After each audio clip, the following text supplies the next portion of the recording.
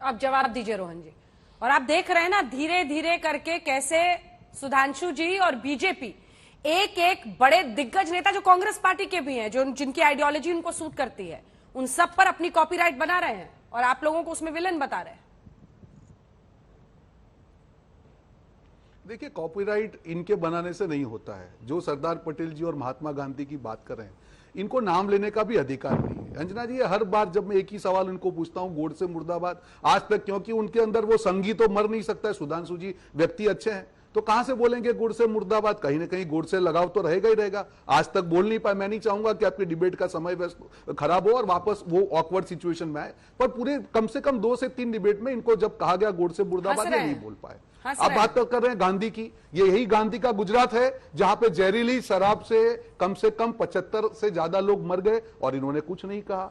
यही सरदार पटेल का गुजरात है जहां पे सरदार पटेल के स्टेडियम का नाम बदल के नरेंद्र मोदी स्टेडियम किया गया। और इनको मैंने परसों भी सवाल पूछा था, सरदार पटेल जी क्यों संघ में नहीं थे? सरदार पटेल जी ने क्यों आरएसएस पे बैन लगाया था? नफरत फैलाने के लिए। कम से कम दूसरे की जो नेता होते हैं, आज सरदार पटेल जी गुजरात प्रदेश कांग्रेस के अध्यक्ष रहे हैं। आपका खुद का नहीं है तो दूसरे पे डोरे मत डालिए, कम से कम खुद का कुछ खड़ा कीजिए ना। आपने इतिहास में देश के लिए कुछ किया, भारत छोड़ो आंदोलन में अंग्रेजों के साथ रहे, हमेशा देश के साथ गद्दारी की है। आपका इतिहास माफी का है। आप कम से कम सरदार और गांधी का नाम अपने मुंह से ना लीजिए। गुजरात की जनता जानती है कि गांधी और सरदार के गुजरात का आपने क्या हाल 27 साल में किया है। जनता माफ नहीं करेगी। और अंजना जी, मैंने बहुत स्पेसिफिक सवाल, क्योंकि मोरबी की घटना अभी हुई है, मुझे लगाई, बताइए अंजना जी, आप एक बार हम पॉलिटिक्स को साइड में रखते हैं, आपको नहीं लगता है कि इतनी बड़ी घटना, 150 लोग जहां पे मरे, 50 से ज्यादा बच्चे वहां पे मर गए, और आज कम से कम 9-10 दिन हुए, क्या आपको नहीं लगता है कि सही में, और सारी चैनलों ने दिखाया कि वो कंपनी कौन सी है, वो ऑफिसर कौन सा है, एक भी बड़ी गिरफ्तारी नहीं होना? असली गुनहगारों को बचा रही है क्या भारतीय जनता पार्टी मोरबी के हाथ से? गुजराती वही पूछते हैं, वही पूछ रहे हैं, सीधा पूछ रहे हैं। और गोडसे मुर्दाबाद कहने में क्यों आपको जब चुनौती दी जा रही है तो आप मुस्कुरा रहे थे सुधांशु जी? नहीं बोलेंगे, जानते क्यों? चैलेंज देता हूं। जरा अपना प्रोग्राम रिवाइंड करके देखिएगा। पहली बार में इतिहास पे इतना प्रवचन देते हुए कितनी आसानी से इतिहास पे आ जाते हैं, क्योंकि दिल की बोल तो दीजिए। ऐसी है कि वो लबों पे आ ही जाती है, चाहे जितना ये बचने का प्रयास करें। हाँ, अच्छा, वो तो बहुत बढ़िया, पर एक बार तो बोल दीजिए के बारे में कहा कि क्यों। हाँ, नहीं, गोडसे मुर्दाबाद बोल दीजिए। तो आ गए ना, आ गए। पहले बताइए, अपने पहले बयान को माफी मांगिए, फिर मैं जवाब दूंगा।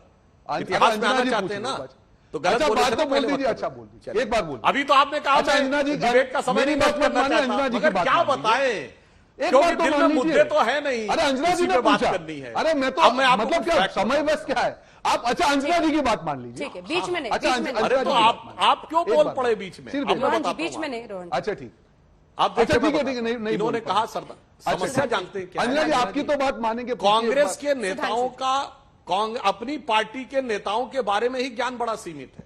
ये सरदार पटेल के बारे में कह रहे हैं, मैं कोट करके बता रहा हूं।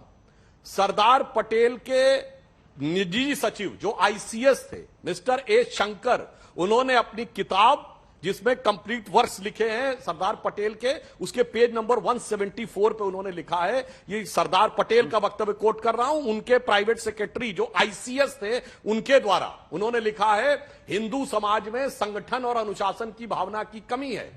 इस कारण से हिंदू समाज प्रताड़ित होता है। यदि वह संगठित हो जाए तो वो अतिवादी और उग्रवादी शक्तियों को नियंत्रित कर सकता है, फिर चाहे वो मुस्लिम हो या अन्य कोई हो। और यह विचार आरएसएस के विचार के साथ फिट बैठता है, इसलिए सरदार पटेल की सहानुभूति संघ के प्रति थी। मैं नहीं कोट कर रहा हूं, यह सरदार पटेल के बारे में कहा गया। और 18 जनवरी 1948 को जो उन्होंने जयपुर में बोला और फिर लखनऊ में बोला संघ के बारे में, पढ़ लीजिए जनाब, उसके बाद बोला करिए। समस्या क्या है कि नेहरू मेमोरियल लाइब्रेरी में जो नेहरू जी के लेटर्स लिखे हैं वो तक आप लोग जाके नहीं देखते, बस आके अपनी पुरानी स्क्रिप्ट बोलने लगते हैं। यह समस्या है। मगर छोड़िए, आज इतिहास की नहीं, मेरी उस बात का जवाब नहीं मिला कि सरदार पटेल की मृत्यु के बाद कौन सा ऐसा कार्यक्रम, कौन सी ऐसी योजना थी जो कांग्रेस ने। अच्छा, एक बार तो बोल दीजिए। कोई नहीं, एक बार तो बोल दीजिए। प्रतिमा को, जो भारत की एकता की प्रतिमा थी, वो आकर स्थापित की तो मोदी जी ने स्थापित की। कोई कॉपीराइट किसी को देता नहीं है रोहन जी, कॉपीराइट कोई नहीं देता है। अपने कर्मों से, अपनी निष्ठा से, अपनी प्रामाणिकता से वह प्राप्त करना पड़ता है। क्योंकि सरदार पटेल ने सोमनाथ मंदिर बनवाया था, बिल्कुल। वो भारत की अस्मिता बार के बोल प्रतीक दीजिए। थे। जब राम मंदिर के पक्ष में हम खड़े हुए तो सरदार की विरासत के साथ हम हुए, काशी विश्वनाथ के साथ एक जो बार खड़े तो हुए बोल तो दीजिए। सोमनाथ की विरासत के साथ हम हैं, महाकाल का गोडसे का कॉरिडोर नाम भी बना दे रहे हैं दीजिए तो उस एक बार। विरासत के साथ एक बार हम तो हैं। बोल दीजिए। और आप छोड़ते चले गए, कोई किसी को नहीं करता है। अच्छा, एक वो बार बोल अपने को दीजिए। छोड़ते चले जाते हैं। अब इसलिए मैं आपसे कह रहा हूं, हाँ अब मैं वही बता देता हूं। देखिए, महात्मा गांधी भारत के राष्ट्रपिता माने जाते हैं, तो वो कोई हाड़ मास का दो हाथ दो पांव के व्यक्ति तो थे नहीं, वो तो एक विचार थे। माने जाते नहीं उस है, विचार का केंद्र क्या माने था? नहीं जाते हैं। उनका वैचारिक दर्शन था रामराज्य, नित्य का भजन था, रघुपति राघव राजा राम, अंतिम शब्द था हे राम। जिस दिन किसी ने कहा कोर्ट में हलफनामा देके कि राम थे नहीं, गांधी की आत्मा की हत्या कर दी, आत्मा का हत्यारा बड़ा है, शरीर का हत्या बड़ा। मैं शरीर के हत्यारों को मुर्दाबाद गोडसे कहने को मुर्दाबाद तैयार तो बोल हूं। आप दीजिए। कहिए गांधी की ठीक है, आत्मा आप का हत्यारा, गांधी फिर परिवार क्यों? मुर्दाबाद। आप बोल बोलिए, मैं दीजिए। तैयार हूं। आप बोल आप दीजिए कह ना, दीजिए कि बोल गांधी जी दीजिए। के लिए सिर्फ एक बोल शरीर दीजिए थे, ना। वो विचार आप बोल अध्यात्म दीजिए ना। उनके लिए कुछ नहीं। अरे आप बोलिए ना, दीजिए, क्यों नहीं बोले बोल पा रहे हैं? अगर नहीं गांधी बोल पाए, राष्ट्रपिता नहीं है, बोल पाएंगे तो आप। उनके वैचारिक आपकी नीयत अधिष्ठान में का खोट हत्यारा है, बड़ा, क्योंकि या दिल शरीर में का तो हत्यारा संगी बड़ा? है बताइए, अब बोल जिसने दीजिए। अंग्रेजों को समर्थन किया। अरे बोलिए ना, जिसने नीयत पे तिरंगे आपकी का विरोध खोट है। किया, दिल में तो वही है। आप देखिए अंजना जी, मैं बोल अंजना जी, मैंने आपने जो सवाल पूछा इसका जवाब नहीं दे पाए। नियत में जब खोट उठी तो देश के राष्ट्रपिता के हत्या। अरे भाई, मैंने तो सीधे कहा ना, गांधी की समाधि पे लिखे राम को झूठा कहने वाला मुर्दाबाद। हो गया आपका, मैं कहने को हो गया तैयार हूं। आपका, रोहन जी, हो गया, आप नहीं बोल पाए। बोलिए गोडसे मुर्दाबाद, चलिए। बोलिए गोडसे अरे मुर्दाबाद। हो गया भाई, आप दिख मत बोलिए, गया। आप बोलिए गोडसे मुर्दाबाद, नहीं बोल आ गया रोहन ना? जी, अरे मैंने तो देखिए, कहा कांग्रेस पार्टी को भी अपनी परेशानी समझनी पड़ेगी रोहन जी, मैं कहने को तैयार हूं। कि आखिर कांग्रेस पार्टी कहां खड़ी है।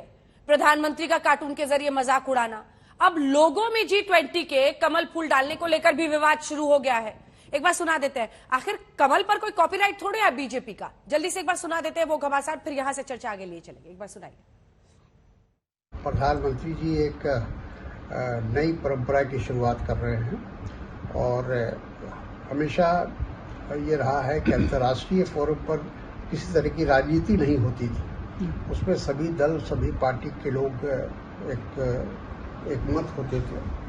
ये G20 में जिस तरह से कमल के फूल का इस्तेमाल किया जा रहा है और एक ढंग से उसका राजनीतिकरण हो रहा है, वो गलत है। कांग्रेस पार्टी ने फिर से एक बार अपने निचले स्तर की राजनीति का प्रमाण दिया है और किस प्रकार से एक पार्टी और एक व्यक्ति का विरोध करते करते देश विरोध में उतर आती है कांग्रेस, इसका परिचायक दिया है।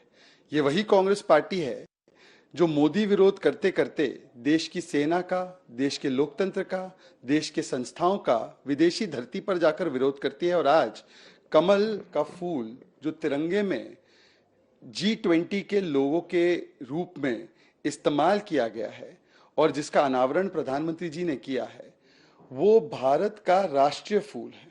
क्या आज कांग्रेस पार्टी भारत के राष्ट्रीय फूल का, नेशनल फ्लावर का भी विरोध कर रही है?